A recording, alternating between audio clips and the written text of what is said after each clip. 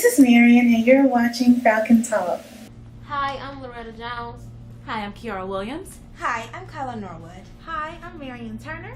And up next, we have our new discussion on whether or not college education should be free. So, Marion, what do you think on this idea?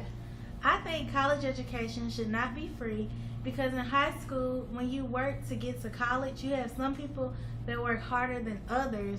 And so once you get to college, it all starts at the same level or playing field. And so it's not really fair for those who worked harder and the not so hard workers to be put together and they have to start at the same situation.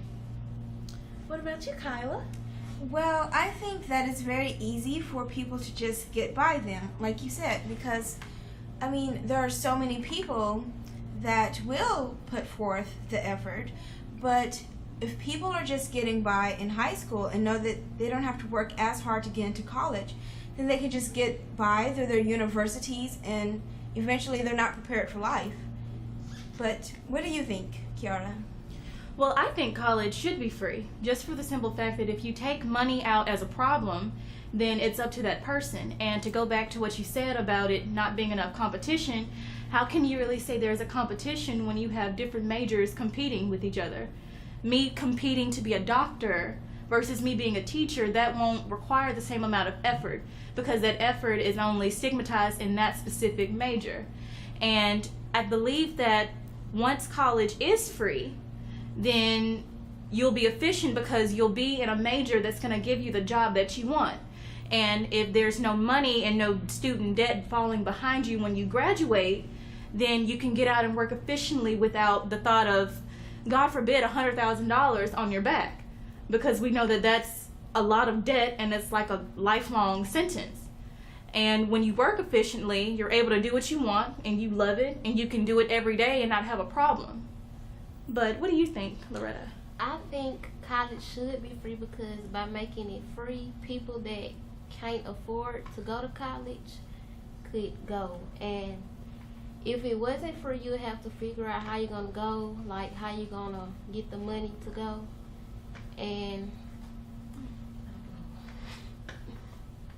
Well, I still think it shouldn't be free because when it's free, it lowers the value of college. And so you'll be in high school and you just know you can just get into college for free. And so it's like, do I really need to work anymore to try to even get there? And like Kyla said, you wouldn't be prepared to even take on college because we all know if college was free, it's something that we probably take for granted. And so it just wouldn't mean as much as it would to people now because it'd be free. But then again, if it is free, then how the cost of college doesn't dictate how you do your work because your grades will reflect if you're able to even stay in college. We're just saying that if money isn't a factor, then it's just you. Because you can have a kid that's excellent on the football field get a full ride versus somebody like me who academically I'm excelling in it, but I still have to pay. And for me, that isn't fair. And if I have to pay and I'm academically better than him and he's getting by with a free education just because he's good on the field, that's not right for me. That's why if college is free, okay, he can go there for free and he can play football and do well. But I can do what I need to do so I can have the life that I want for me, for my family, and for my children's future. But what do you think on this again, Kyla? Like, do you have anything else? I do not. Anything else? No. Well, I think that concludes our discussion on whether or not college education should be free.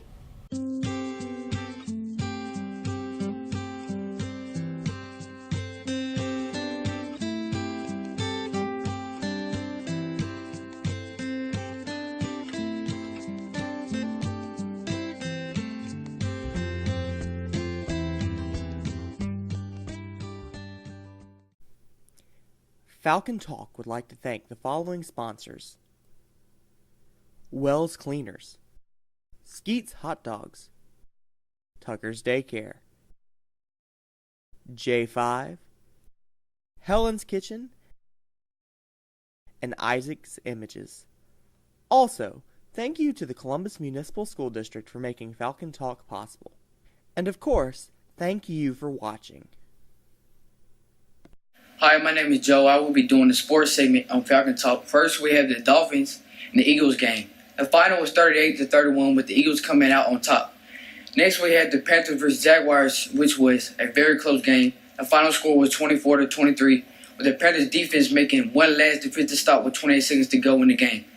The Patriots came back from a 24-point lead and beat the Lions 30-28. The undefeated Seahawks played the Chiefs and won 26-12 with having almost 400 yards of offense. The winless Falcons played the Cardinals and lost once again 23-14. The undefeated Ravens played the winless Bills and came out on top 13-9. The Giants came on with the first W of the preseason, topping the Jets 32-31. The Colts and the Steelers racked up over 650 yards of offense, but the Colts came to play and won 19-15. The undefeated Browns played the Buccaneers and won 13-9 in a very low-scoring game. The Rams came home with the first loss of the 2017 preseason, losing against the Chargers.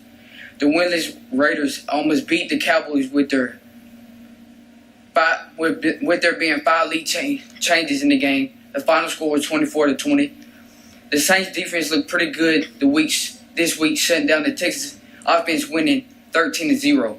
The Broncos came on with a close win, stopping the Packers on a 4th down play with 10 seconds remaining. The final score was 20-17. The Bears beat the Titans 19-7, and there was over 700 yards of total offense in that game. The winless Redskins finally came home with a W, beating the Bengals 23-17, and with the final game of the week, which was a very good one, was the Vikings versus the 49ers. The final score was 32-31. Hi, my name is Kiara, and this is David, and on our next segment, it's going to be titled Dangerous Repercussions. And in this segment, we're going to be talking about the case of 14-year-old Cody Posey, who back in 2004, on July 5th, murdered both his stepmother, his father, and his stepsister. Now, we're going to go into some slight details of the case that we feel are important to be told, and then we're going to ask the question, should Cody should have been tried as an adult? Okay, some slight details would be Cody Posey was found to have murdered his father, his stepmother, and his stepsister. The leading detective on the case went to his house and found the scene where they found all 3 of the bodies in a shallow grave covered in manure. They quickly arrested Cody, where he initially lied to the detectives, but then he soon confessed. He was then charged with murder and went to trial. At the trial, it was found out that he was being abused by his stepfather, his stepmother, and his stepsister. Witnesses from the farmstead where they worked all corroborated his story. His former stepmother, who was married to his stepfather previously, she had to come to his defense, and she stated multiple times that his father had abused him as well. And then we find out that there were other psychological things happening in that house. So, along with that question, how are you feeling on it? I think he should have been tried as an adult, to be honest. Why's that? Because there were witnesses and they didn't say anything, and it could have been prevented, and And I understand what you're saying, like there were witnesses who saw him being abused and everything, but at the same time, you have to look at the fact that his mother and father were in a bitter custody battle. His mom won custody, and when they were leaving the state, his mom died in a car accident, so he had to go back to his father. He was taken from the abused home, but then he had to go back. So I can see where the witnesses would be kind of, well, what can I do? They took him away, and then they gave him back. So I can see where that could be something for the witnesses, for them not to say anything at all. Anything else on how you feel like he should have? Because I don't think he should have. I mean, the reason that he did that was because he snapped, right? Yes. That doesn't change the fact that he killed his family. right? No. Right. So then, why is he not tried as an adult if he did something that serious? Because I believe that the human mind is delicate, and when you snap, that's just what happens. And it doesn't change the fact that he killed his family, but it doesn't change the fact of the things that his family inflicted on him that led to the murders. His father was forcing him into a sexual relationship with his stepmother, physically, mentally abusing him. Those things takes a toll on the human body. And you have witnesses from the community, his other family, his former stepmother. You even had his stepsister's father, who was rooting for him in this case, who was understanding for him, and who knew that he should not be tried as an adult, especially of all the things that have led up to this.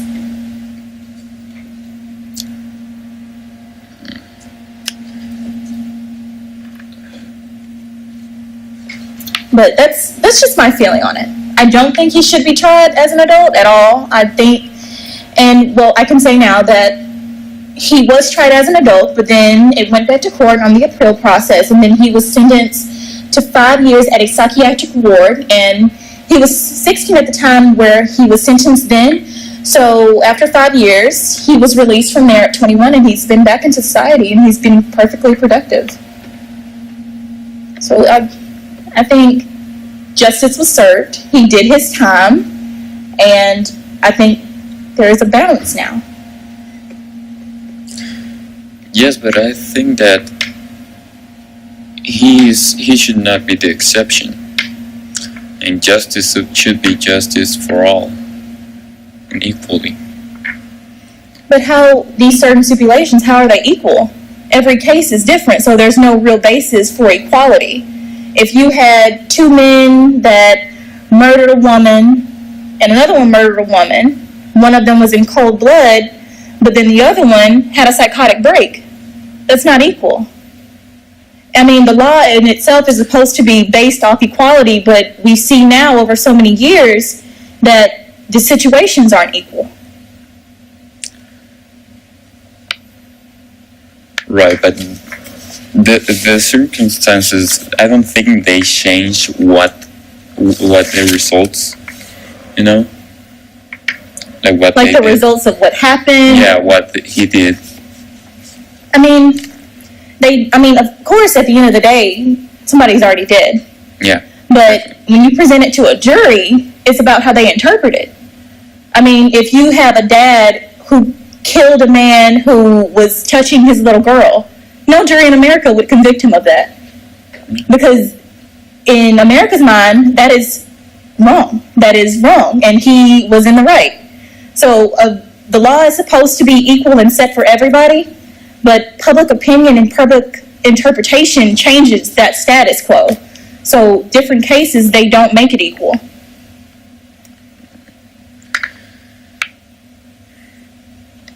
Anything else? No, I think there's a little bit of a gray line between if it was right, because there was a majority that we weren't on the side of Cody. Mm-hmm. But I don't think that the majority always is right. I mean, but and I understand what you're saying, but it also goes back to public opinion. And I know that sometimes the majority may not be right, but at the end of this particular case, I think the majority was right. And they voted for him to go the right way, instead of sending this child who grew up so badly, treated so badly, sent him off to a prison for the rest of his life, and him end up nowhere. He ended up in a psychiatric ward for 5 years, probably got help, because at the end of the day, he still killed his family. Yeah. Even though they treated him badly, even though they abused him and hurt him, you're still a human being, and that's still a thought process to have on your head of you killed 3 people. So he got his help there, and then he's been productive so far in society. That's rehabilitation. That's what prisons and jails are supposed to do, to rehabilitate people. And even though the crime he committed was labeled as heinous, the repercussions that followed before the crime would be equally as heinous. And so you'll see people that try to balance them out. He served his dues and he's been off.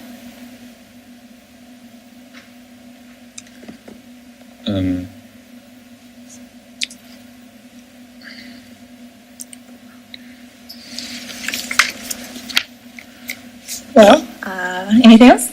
No, not really. I mean, he the reason why he wasn't tried as an adult, I can see why, because I mean, he was put in some circumstances that well, you would understand, but he also had other options. I know he snapped, but why did he have to do that? And I understand what you're saying, but it goes back to the custody battle. They gave him to his mother, who was perfect and was just remarried and was happy. He loved his stepdad, but his stepdad couldn't keep him because legally that's not his child. There's no bonding genetics to that makes him like father and son. So he had to go back.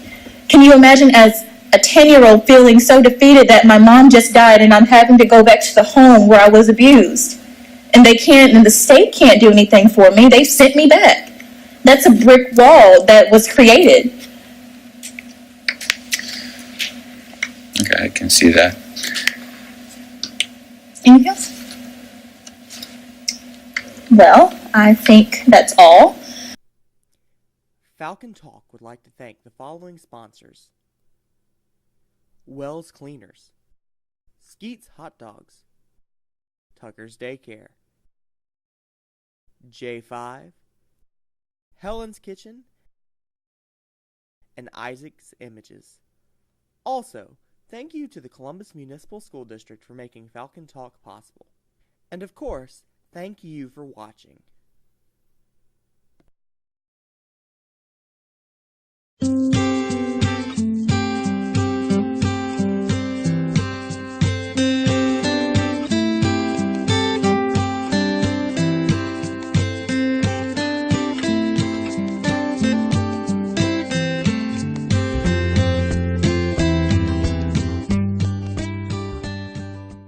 On our next segment of Falcon Talk, we will be doing our cupcake decoration battle.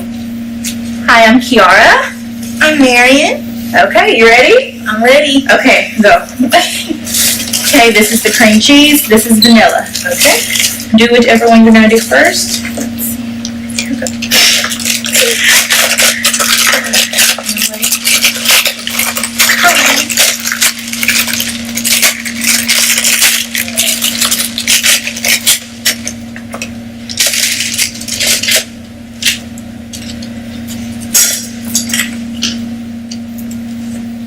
Filling.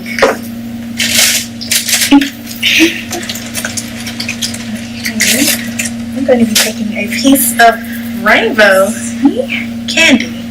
If I can get around the cupcake. This is vanilla cream cheese. That one's cream cheese. This is vanilla.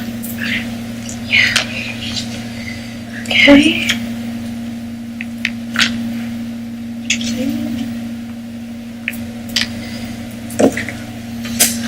And now I'm going to add some caramel because everybody loves caramel.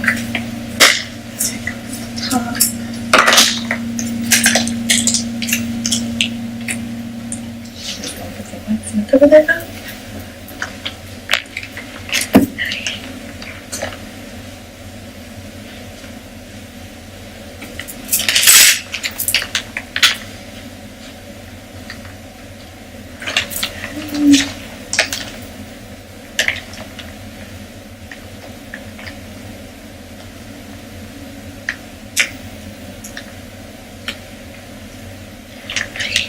Here's the vanilla.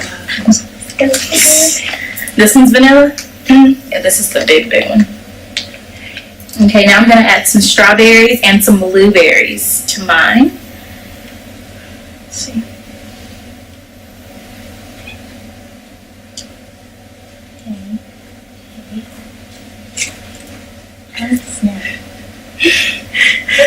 I had to be different. You, what about me? Different. It's gonna come together. Yeah, I just work. My work starts off ugly, but in the end, it all works. yes. Okay. Okay. My poor strawberry keeps leaning. Oh my gosh. Okay. Next, I'm gonna be taking some marshmallows. There. okay. First cupcake down. My funfetti cupcake with strawberries, blueberries, and strawberry filling on the inside and on the top. Okay, this is not gonna work. This is a lot of Ooh, coloring to make it blue. Okay. I am so ready to see what yours are going to turn out to be. I am too. Oh, okay. Oh. Do you think our classmates are going to eat this? No. I don't know. No, I think I'm going to just... I might do... Oh my gosh. Okay. This is about creativity and difference. I see. Okay. This is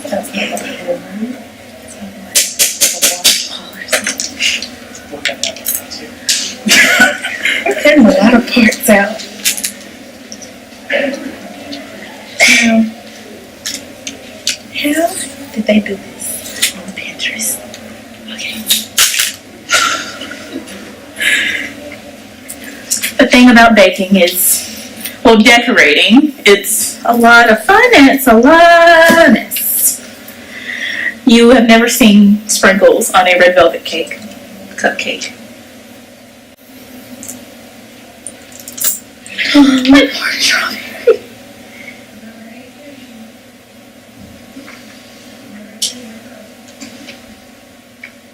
And now for the red velvet cupcake. I'm still on my first drizzle. cupcake. What does it look like from the front?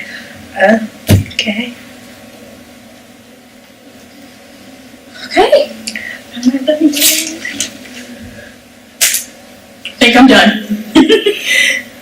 Except my poor strawberries won't stay in place. Let's see. And now, they look so cute From a certain angle. It looks so cute. Okay. I need some icing. Just so I know when you finish it. Look. No, go ahead and do it. Because I think I'm going to start on these two. And to give you guys a close-up of my finished product, there we go. And for some strange reason, the red velvet one looks really good. No!